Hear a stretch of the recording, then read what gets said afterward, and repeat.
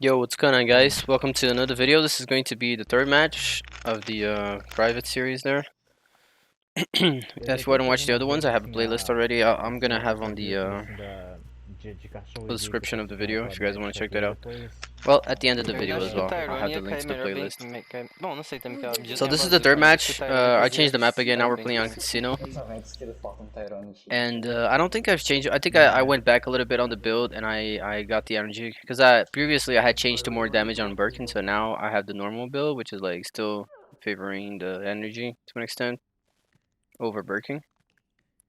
But yeah, but I mean, you know, I'm not really very hopeful because from we could see from the second game, they have already adapted enough to the point where they are like playing full counter to the build. There's not much you can do because survivors have much more options than the Mastermind does, especially since there are four of them together versus one. So right there you can see a little early. I was trying to spawn behind them, the zombie, but I couldn't do it. The game would not let me. See right there, that mine is really strong against Annette ambush. I mean, I would say any Annette to be honest. I'm not gonna try Daniel against these guys because if you guys don't know, Daniel is like the worst, by far the worst Mastermind.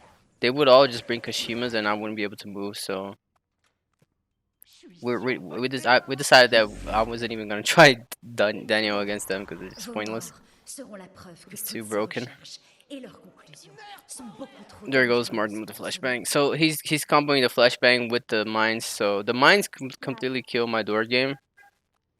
And the flashbangs, he can kind of use whatever he wants every like 30 seconds to essentially get a free objective because all the zombies are become, immobile for like 9 seconds, pretty much. Right there you see a grab. I love doing that. not gonna matter that much though, because it's only one grab after like 20 zombie spawns. See this kind of door game as well. The mine kind of breaks that. And that was a grenade. So I'm not sure. I can't tell, but Valerie might be using the that ability where the zombies drop grenades when they get killed. Sometimes. It's another super counter to Annette specifically because she spawns a lot of zombies. So that combining with the mine is already almost enough to be able to beat her.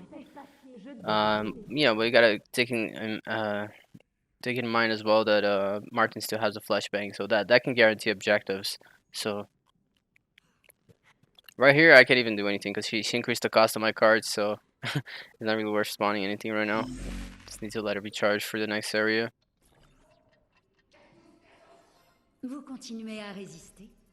And Jill as well with the rocket launcher kind of breaks Annette as well because she can not just clear an entire room, but she gains a lot of time by killing the entire room full of creatures.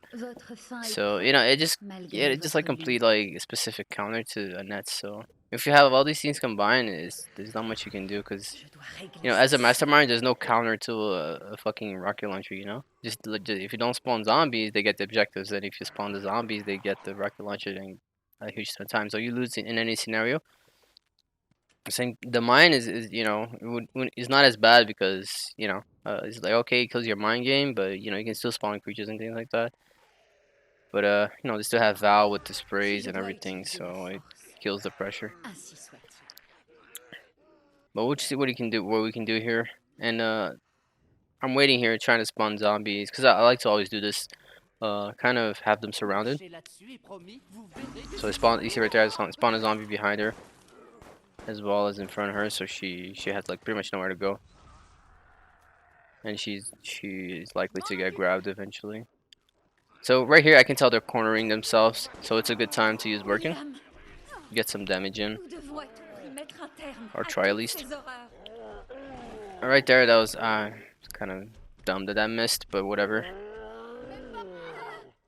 So I feel one thing they should buff. You see, this is another thing that's pretty annoying as well. Like the hitbox on that is like so perfect. It has to be like at the end of his hand. Is like if it's too close, too far, nothing really hits. The hitbox is so small.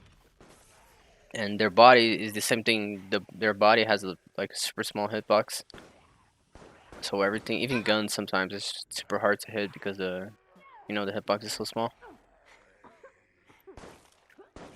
So yeah, that Birkin kind of was a complete waste. So that can, at this level you can't really do. I think that those kind of things can't really happen. So right there, you see, I was trying to. She was cornered, so she was pretty much an easy down. But she pretty much just ran past 3 creatures, and none of them tried to grab her. So just my luck, I guess. So if even one creature had grabbed her right there, it would be an easy down.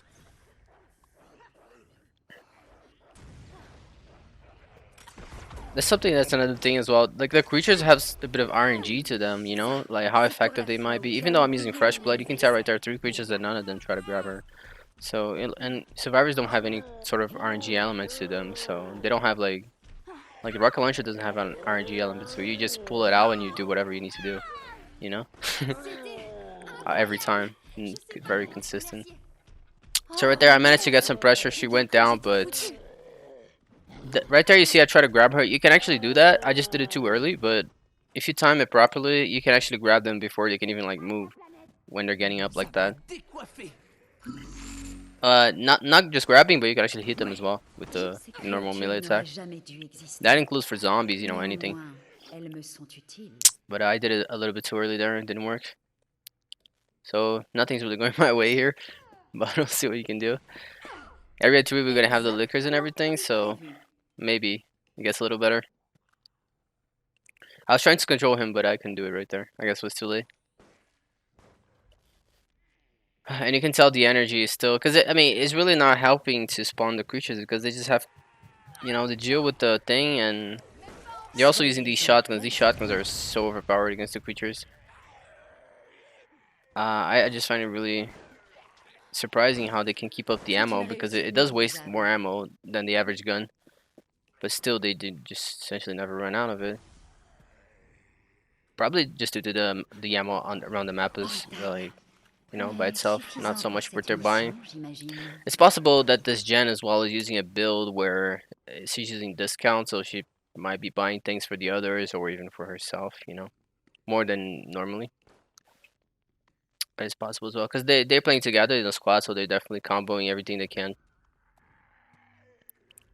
And I think it was after this game that we kind of set up with the rule that they cannot really know what mastermind I'm gonna play because it becomes too unbalanced if they know what I'm gonna play. They can just bring all the options combining together to have like a full counter to my mastermind, and it just doesn't work because, like I said, survivors have way more options than the mastermind does. Like pretty much everything the mastermind does has a counter, but pretty much nothing that the survivors do has a counter. So it's kind of unbalanced in that way. So for that reason, they can't really know what I'm using, so they cannot like pre-prepare for it. So 7 minutes on area 3, not looking so good. At this point, when you're this heavy on time, like if you know how to tell if you're winning the game or not is really how much the time is progressing, because they start with 5 minutes. So even though they gain time every time they change an area, you can tell how if you're gaining time on them or not. Like if every area they're progressing with more than 5 minutes, it means you're actually losing the game. They're winning time rather than losing, considering they start with 5. But even if they're going through the areas, every area they are reducing the time. So the second area they started with like 3 minutes, and then area 3 they started with like 2 minutes. The time is going down lower than 5. Essentially means you're winning. You're making the time in your favor as the match goes on. Which when that time gets to area 3, usually since they can't gain time that easily anymore by switching areas, that's when you win the game. So that's how you can tell like if the time is increasing or not from the base, which is the 5 minutes, which is what they start with. So in this case they have like 7, so yeah, they gain like 2 minutes on me. Then I have to somehow take away. That was like, I think 3 grenades possibly in a row right there in like less than 5 seconds. So yeah, Val must be using, or they're either buying that or Val is using the. Right there, I can only focus on one of them, especially since they're spread out. There goes the spray again.